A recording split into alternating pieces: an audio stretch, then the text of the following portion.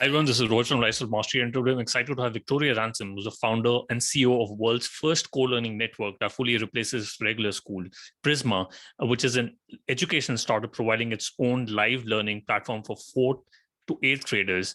It's learner-centric, self-paced, outcome-driven, and hands-on. Victoria is a homeschooling mother and lifelong entrepreneur. She was also the founder and CEO of Wildfire, a social marketing software company, which led to profitability in just 1 year and built to 400 employees. Wildfire was acquired by Google in 2012 for $450 million. Victoria joined Google, leading Wildfire, and later Google Express. Welcome to the show, Victoria. Hi, thanks for having me. Awesome. So you have an interesting journey. You came from New Zealand to US. You've done your MBA from Harvard, and you also been into startups. So how did your startup journey start? Yeah, so I was not one of these kids that always knew I wanted to be an entrepreneur, and I had my first business when I was 10. Never even crossed my mind that would be a career path until actually in my early 20s. My first job out of college was in investment banking. That was also somewhere I never expected to end up, but basically I graduated college having no idea what to do with my life and decided I'd do something that I felt like would keep some doors open. And I was in investment banking, that this is going to age me now, but around the time of the dot-com boom. And so it was an unusual time where entrepreneurs were passing through the doors of investment banks because everybody was trying to get up in the startup investing game. And so that was my first exposure to entrepreneurs. And I think, one of the insights was like, wow, these are just regular people that had an idea and decided to go off and pursue it. And so that, coupled with the fact that investment banking, it was good at learning experience, but I pretty quickly realized this is not what I want to do for the rest of my life. And it's really important to me to do something that feels fulfilling and that I feel passionate about. Led myself and my now husband, was not my husband at the time, to leave investment banking and start our first entrepreneurial venture. It was in the online travel space, actually adventure travel. I quit investment banking on September 1st, 2001. So it was a very interesting, just before September 11th, before the world got thrown into disarray. So interesting times to start a travel company. But, it worked. It was a moderately successful venture. I think certainly not the level of success that we later had with Wildfire. And I learned a lot from the fact that it was a bit of a hard slog, but it was what got my foot in the door with entrepreneurship, and it's been entrepreneurship ever since, except for a small stint at Google and a small stint in business school. My whole career has been entrepreneurship. I think once you've been your own boss, it's hard to go back from that, actually. Yeah, no, absolutely. And I want to talk about Wildfire. How did it start, and did you start with your partner, and what was the whole experience selling it to Google? Right. Yeah. So every single business that we've created, I say we because actually every single company I've created, it's been in partnership with my now husband. It's all come from some kind of personal need or personal observation. So in the case of the adventure travel company, it was a sort of a niche in adventure travel that interested us and was not being solved.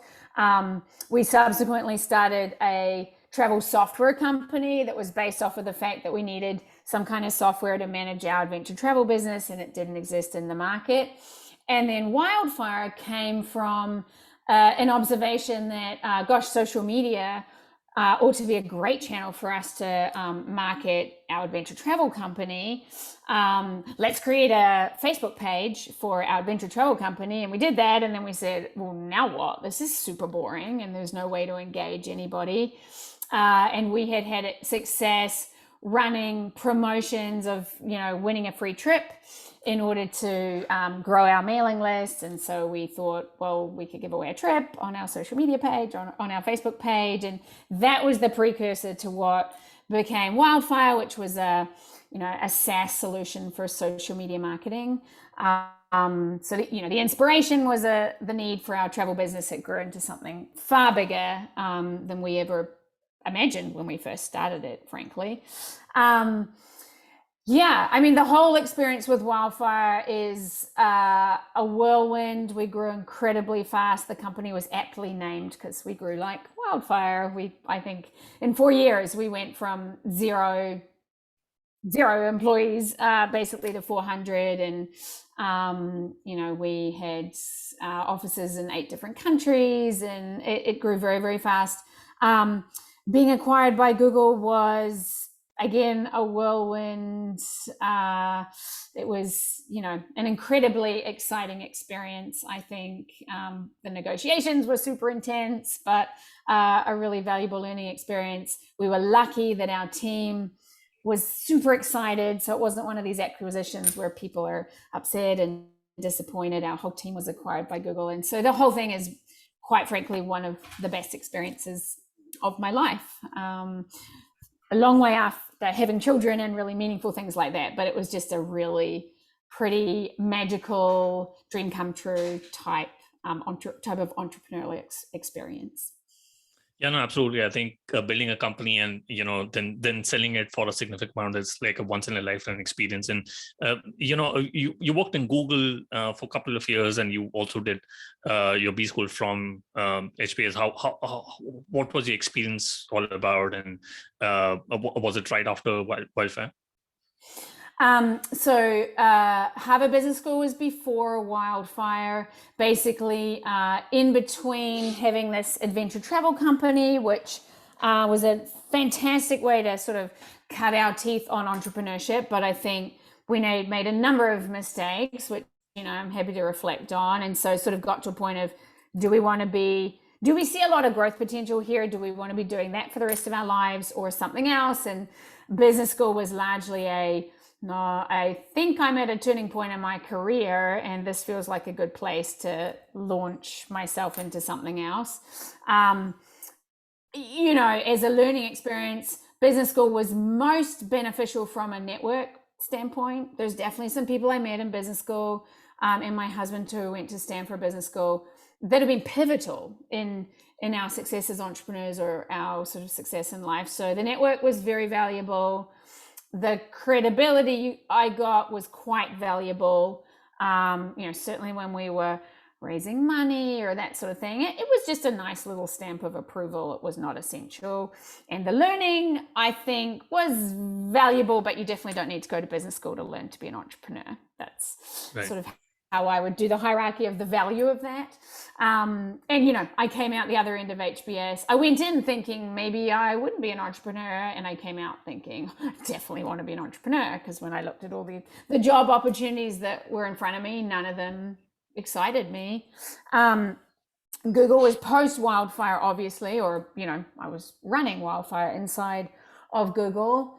It was, I have nothing but good things to say about that experience. I mean, Google treated our team incredibly well. I think they were a very respectful acquirer. If anything, it was a very sort of free and hands-off experience being acquired by Google. We thought there was going to be a lot more sort of direction and parameters than we experienced. Having said that, there's certain parameters from a legal communication standpoint where suddenly the constraints were put on us. But I learned a lot. I learned that whilst it was a good experience to be back inside of a larger company, that's not what I wanted to do with my life. So that was a really good learning. I learned a lot at Google about thinking really, really, really big. I think Google is just incredible about, they had this idea of moonshots and 10x, and I think Google has done a phenomenal job of getting people to think really, really big, about having really big impact. And I think Google did, for the size of company that it is, did a really good job of encouraging risk-taking, encouraging innovation, encouraging people to just try things out and see where it takes them and the company. So that's sort of what I think I most of all got out of Google.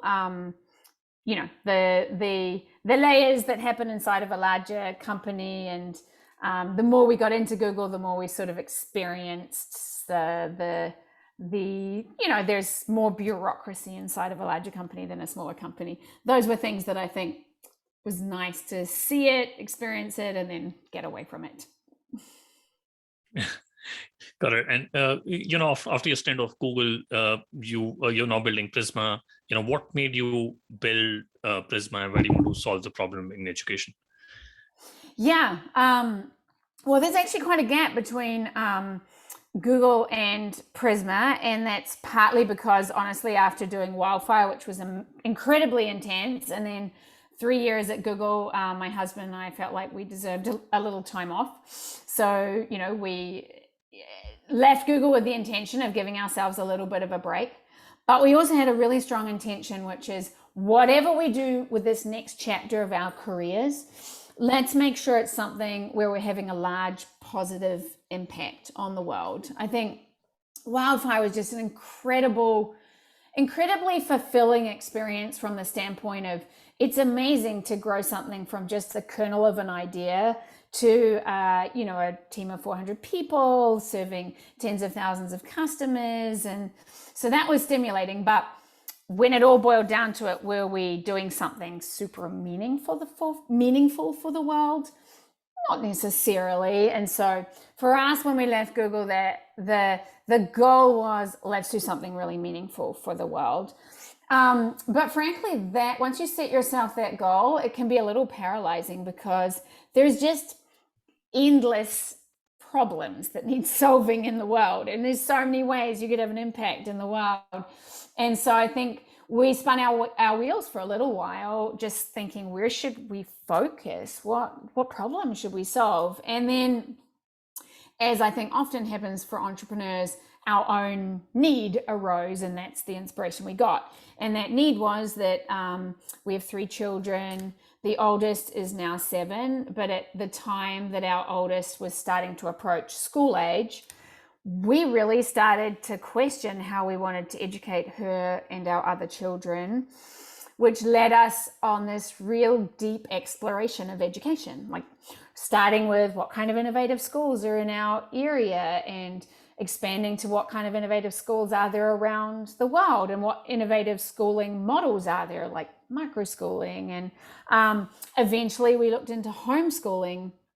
And I think we started to sort of really develop a view of what we felt like a really amazing model of education would be for our kids and our family, you know, and it was quite a lot of inspiration from homeschooling, I'd say. The idea of kids being able to move at their own pace, learn based on what interests them, be able to really tie their learning to sort of tangible, hands-on, real-world learning.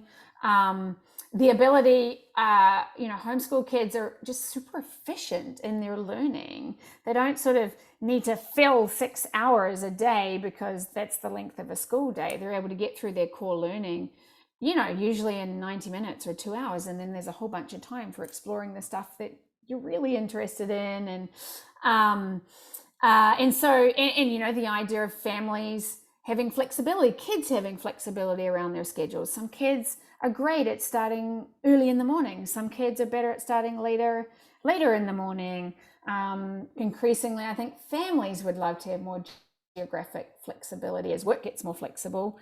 You know, school, there's nothing less flexible than school, I think, from a schedule and sort of geography standpoint. So we created this vision for our own kids and our own family. But I think we quickly got inspired by the idea of, could we create an approach to education that would enable many, many kids and many, many families to benefit from sort of this model of education that we were getting really excited about, which is, you know, a model of education that provides a ton of flexibility to really tailor to the interests and needs and level and speed of the child, while also being flexible for the family, while also, and this was a really strong goal for us as a family, but is a very strong goal for Prisma, preparing kids who have the skills and mindsets to be able to succeed in whatever the future world is going to look like for this current sort of generation of kids. Because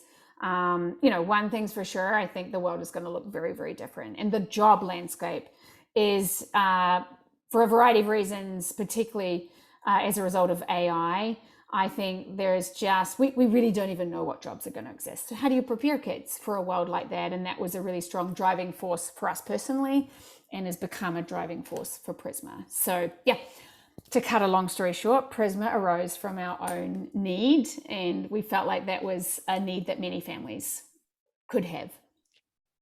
Yeah, no, I love the fact that you've been, building businesses out of your own personal needs. I think then you are more invested into solving difficult problems. And Yes. When it comes to Prisma, who would be your ideal audience? Are you focusing on kindergarten kids, or is it kids? No. Okay. No, in fact, our daughter is not even old enough yet for Prisma, and that is because it is it's a virtual model, and we do think there's a sort of limit on how young you can go and have a virtual model or a largely virtual model be an ideal model for kids. So Prisma focuses on 4th through 8th grade right now, and it is a comprehensive educational solution for kids that are learning from home or from anywhere in the world. And we like to think that it's actually it's a new approach to education. It is not like sort of typical online schooling, which I would say tends to take the traditional model of education and bring it online. So, sort of the first crop of online schools, I think they still had lectures, they still had grades, they still had sort of textbooks. They may have been electronic, but they were textbooks.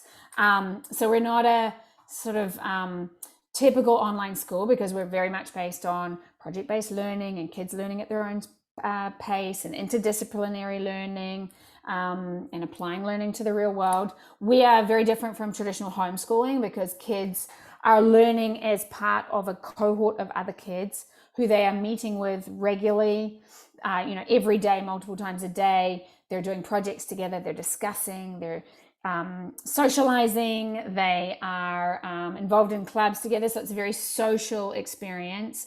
And we provide a coach that works very closely with each mentor coach works with a small number of kids and really gets to know what makes that kid tick, what they're capable of, what they're interested in, provides them with rich iterative feedback. So it's not like traditional homeschooling, but it has aspects of that.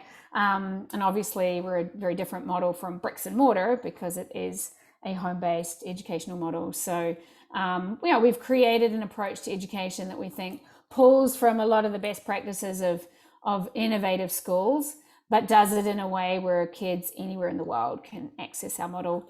Coming back to your original question, so who's it for? We are finding that we're attracting a whole range of families. I mean, I guess the broad theme across those families is that for one reason or another, sort of the traditional approach to education was not allowing their kids to shine or meet their full potential in a way that the parents believe they could. So in some cases, we've got kids that are really ahead. They're gifted either sort of across the board or in certain areas, and they were being slowed down by school, and they were therefore getting bored and not applying themselves. We have kids that are, I guess, at the other end of the spectrum, where they've got gaps in their learning and they were falling behind, and therefore they were starting to feel like super disillusioned with school, and I'm not good at this. And the reason we can cater to that full range is we really have this idea of meeting kids where they're at. Like, I don't care if you're a 5th grade level, like, where are you at in your math? If you're at a 7th grade level in your math, let's start you there and let you zoom forward. But equally, if you're actually at a 4th grade level in your writing, then that's where we will work with you on your writing. So we're seeing sort of families across that spectrum. We are seeing just families for homeschool, for a variety of reasons. Their kids were just not excited or happy. Maybe socially it was a really stressful or challenging experience for kids. We have some kids at Prisma that have physical disabilities, where going to school in person physically was just a whole level of complexity and stress that they don't now need to deal with. And we have quite a few families, I'd say, who are just really attracted.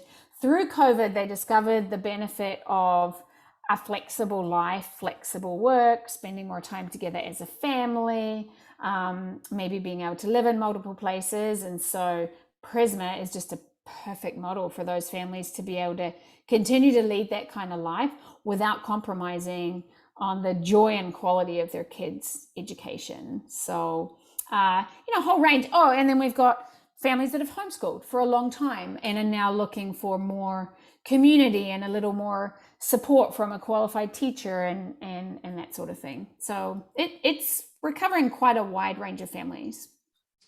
Got it. And I wanted to understand what does a typical day look for a child? How do you make sure that you provide socialization and physical education, that they spend time on physical education and academics? Is there any structure that you provide to each student? Yeah, there's some amount of structure, although with lots of flexibility. And so what I mean by that is, Prisma kids start their day with a stand-up. So every Prisma kid, and there's different options depending on what suits you best. You want to do it at 10 a.m. or 9:30 a.m. And stand-up is it's the same group of kids, it's the same coach, and they're meeting every day, except Fridays. Fridays are actually much more open and flexible at Prisma because we can get the kids so efficiently through their work that, families can have extra freedom on Fridays. But aside from that, everyday kids are starting with a stand-up, which is all about sort of building community. Let's get your day going. Sometimes they're playing really fun games. Sometimes it's sort of social emotional development and sharing. Sometimes it's talking about what's happening in the world. Sometimes it's presenting to one another about where they're from. Because one of the really beautiful things about Prisma is we have kids from all over the US and increasingly all over the world. And it's amazing the kind of learning that happens when you get kids together from different places. So stand-up is something that provides sort of an anchor and structure in kids' day. And then kids have at least one main workshop each day. Some days there's more than one workshop, although they're never spending more than, 2 hours or maximum 2.5 hours on sort of synchronous time, because I think there's a limit. The schools that sort of took their educational model, threw it online, and kids are sitting on Zoom for 6 hours a day, that is not a great approach, in our opinion, for distance learning. And so there's different workshop times, but that provides sort of an anchor in kids' day, depending on when they're doing their workshop. And then within that, we sort of custom build a schedule for kids based on whatever their needs and goals are. So each coach will sit down with their mentor learner and the parent, if the parent wants to be involved in that discussion, and basically come up with a daily and weekly schedule, which they will adjust over time if it's not working. Some kids may spend an hour or 90 minutes before their stand-up getting some of their Prisma work done, so they're done even earlier in the day. Other kids might say, nope, my stand-up is my first part of the day, and their schedule is built out a little, they'll go later into the afternoon. And basically we build in sort of, here's when I'm going to work on my projects, because all Prisma kids are working on projects. We haven't talked much about the curriculum yet, but there's a strong project-based learning component.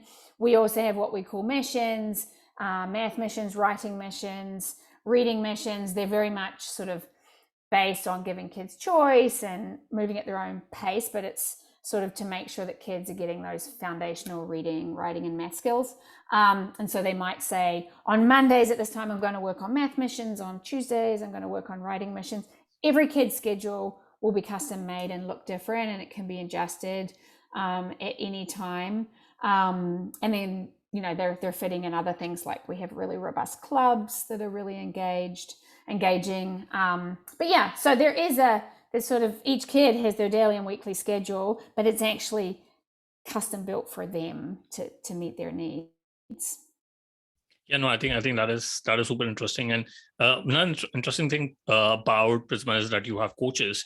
And yeah, I just had a coach way too late in my career, but I love the fact that you have coaches. And how do you find those coaches, and how do you vet on those coaches for Prisma? Yeah. You know, it's one of the things that we've been very pleasantly surprised that we are having absolutely no trouble attracting large numbers of candidates for our coaching roles. I think one thing we've learned is there's no shortage of amazingly passionate, talented teachers, and a good number of them are rather frustrated with the system they're working in. They went in with just amazing intentions and then felt like they couldn't deliver upon, the passion that they have for teaching. So, through word of mouth and through postings on job boards, we're getting tons and tons and tons of applicants. All of our coaches do have pretty robust teaching experience. Some of them have come straight out of that teaching experience. Others took a left turn in their careers and are now coming back to teaching through Prisma. But basically, we are looking for people with a deep passion for education, just an incredible ability to build rapport with kids. We're looking for people who are really, really great at giving robust feedback, because our whole model, we don't give grades. Our model is built on the concept of iterative feedback. So rather than having a kid complete an assignment, hand it in, get a grade, maybe they get a little feedback and then move on and never have a chance to go back and do better and improve and learn from their mistakes. Our idea is that coaches are giving kids feedback all the way along while they're doing a piece of writing or working on a project, so they can go back and revise and adjust and improve and then keep moving forward with the project. By the time they're done, theoretically, it is their best work.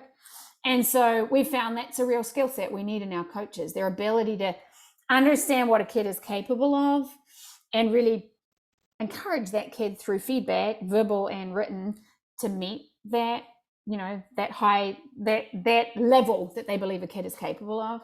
And then the other thing is we want coaches to be just really engaging facilitators. And I say facilitator, not lecturer or presenter, because all of our workshops at Prisma are built around the idea of, if we're going to bring a bunch of kids together live, we don't want them to sit there and listen to an adult. Like, we want them to listen to each other, to discuss with each other, to collaborate with each other, to solve problems with each other. But the coaches need to be really good at asking the right questions at the right moment, drawing kids out when they need to, setting the stage for the learning that the kids are doing. And we put our coaches through a pretty robust process. They have to come in and lead a real workshop with real Prisma learners. They have to provide feedback in the learning journals of real Prisma kids. They basically go through a mini process of being a Prisma coach before we select them. Very interesting. And I've been part of On Deck, which is a cohort-based education, and there've been a lot of companies like Maven or Y Combinator trying to help out founders and people who want to accelerate their careers. Do you think there's going to be an unbundling of education going forward, considering that higher education is becoming expensive and the new trends like homeschooling and all? Do you think there'll be unbundling of education going forward? I do, and I think we are already seeing that, where a large percentage of the families that are involved with Prisma were families that prior to COVID had never considered doing anything other than send their kid to the local public school or perhaps the local private school. So already I think COVID gave parents a level of insight into their kids' education. and just a chance to pause and reflect. And granted, like distance learning didn't work for some kids and some families, clearly, and the media was all over that.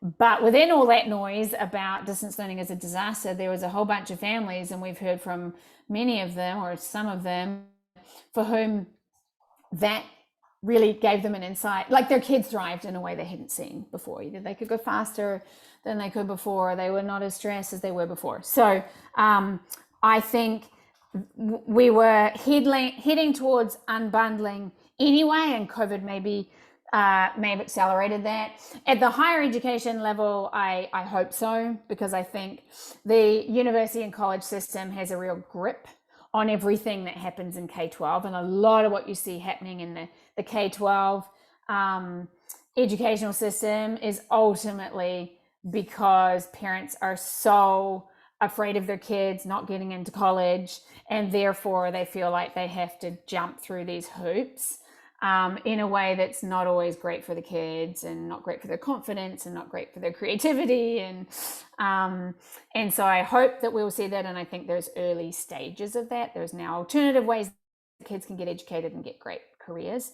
In the sort of K-12 level, I mean, I think there already is unbundling that's happening. Like, how many parents are actually only relying on the school that they send their kids to down the road to educate their kids? Like, most parents are supplementing in some way through extracurriculars, through tutoring, through online courses. I mean, most parents have already realized that for their kid to really succeed, they need to provide more.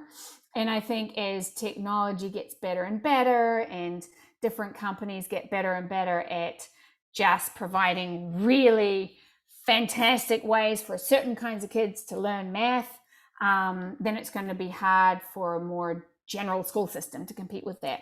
What I would say, though, is I think it's a lot to expect parents to be the ones who go out and make all of those choices. Like, this is the best, technology for my kid to learn math, and this is the best technology for my kid to develop their writing.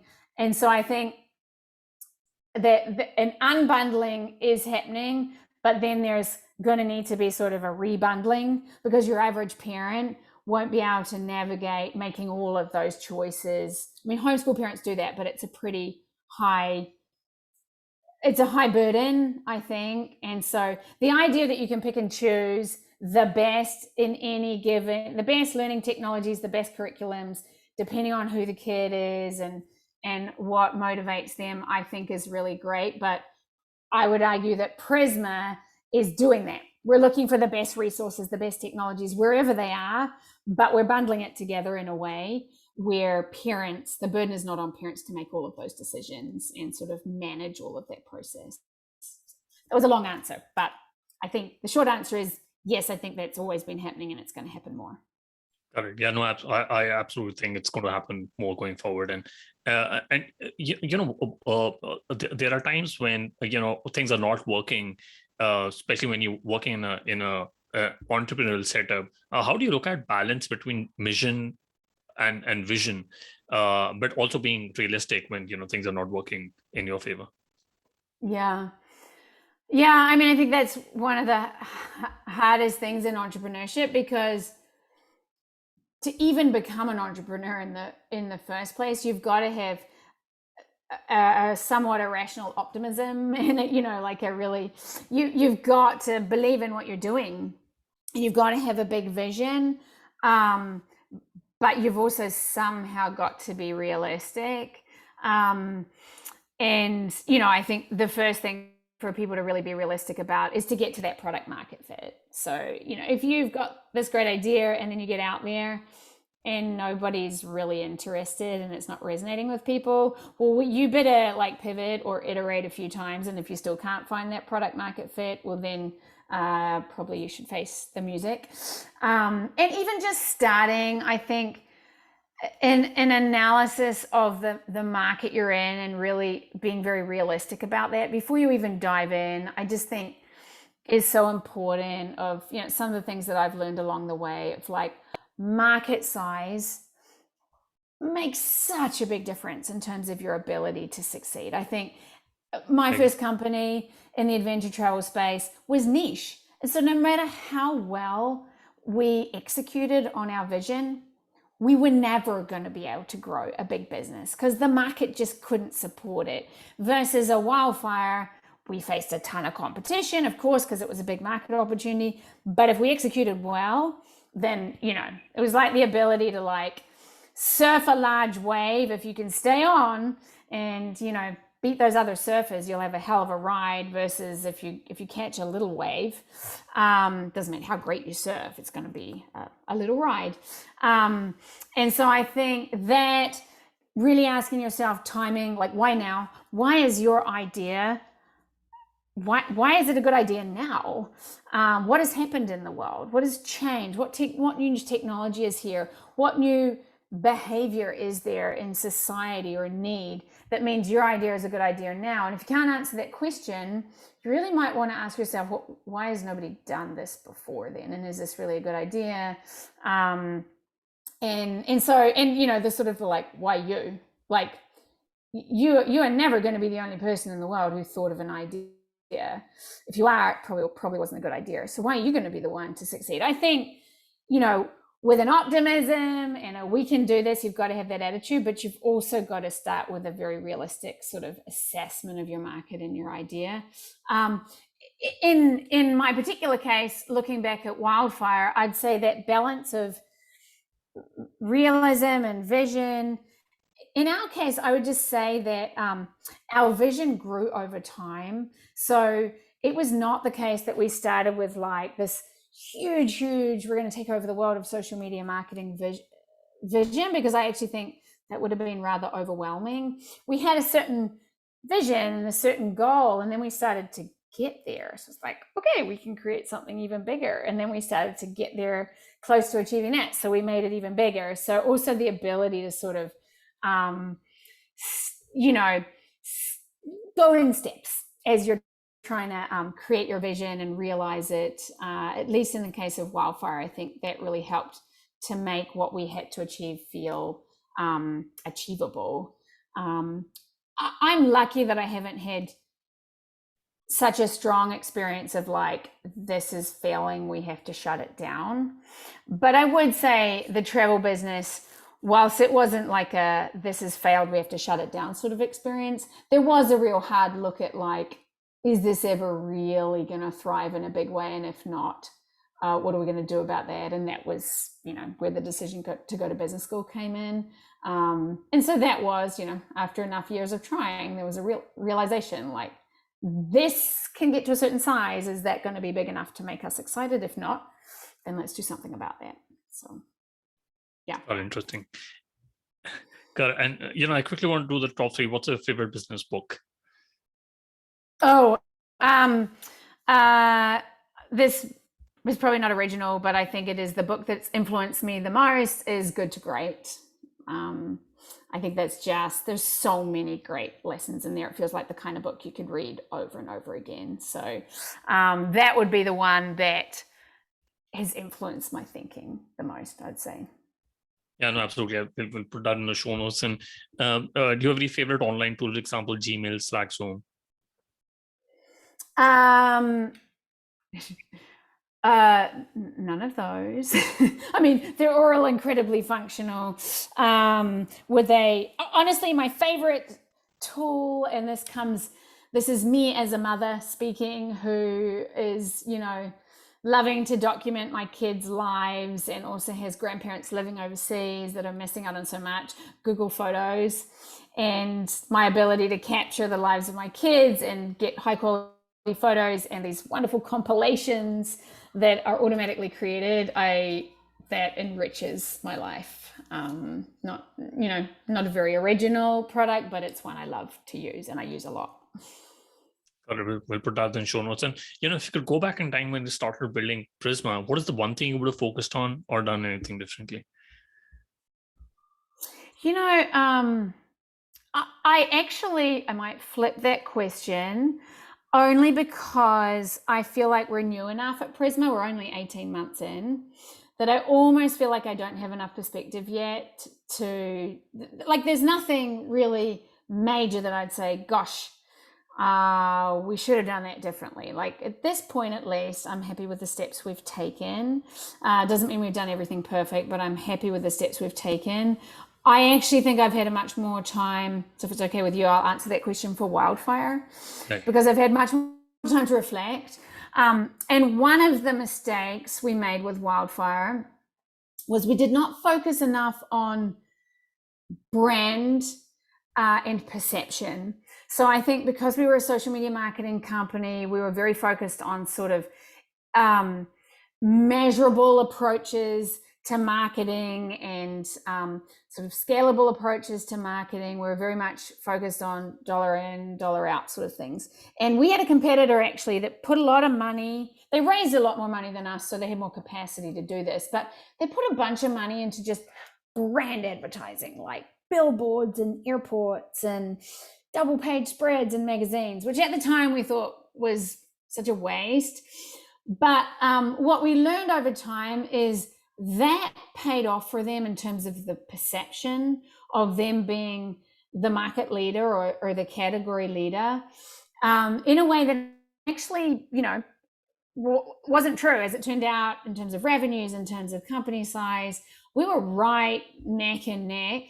But from a perception standpoint, I think they've done a good job of that. People in their minds thought, oh, that was a much bigger company. And when it came time to competing for bigger customers, when it came time for discussions with acquirers, we realized that matters, that perception matters. I think fortunately, once we got in discussions with acquirers, we were able to show, like, no, look how well we're doing. Like we look at our financials, look at our team. But I think looking back, that was a lesson to us. Like you do need to make sure that you're putting in the legwork, whether it's to potential acquirers, whether it's to investors, whether it's to customers, of showing your progress and showing that you're doing well in the market and getting the word out about that. So that was, upon reflection, that was one of the things that we learned through our sort of whole Wildfire journey.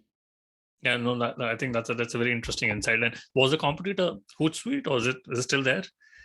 No, the company I'm referring to is Buddy Media, who did a really good job. They raised a lot more money than us, so to some extent they did a wonderful job of building the category for us, and we didn't have to invest in that and raise money to do that.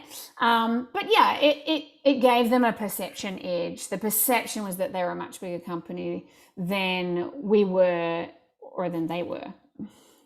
Okay, very, very interesting. And Victoria, what is the best way people can reach out to you and know more about Prisma? Yeah, best place to go is our website. We have tons of information there. That's joinprisma.com. You can email us from there, and if you address it to me, it'll reach me if you're trying to reach me. We also, if you're really interested in Prisma, you can sign up for live small group info sessions where you can learn a lot more about Prisma. Right. Thank you, Victoria, for your time. I really enjoyed my conversation with you. Yeah, likewise. Thanks for the time.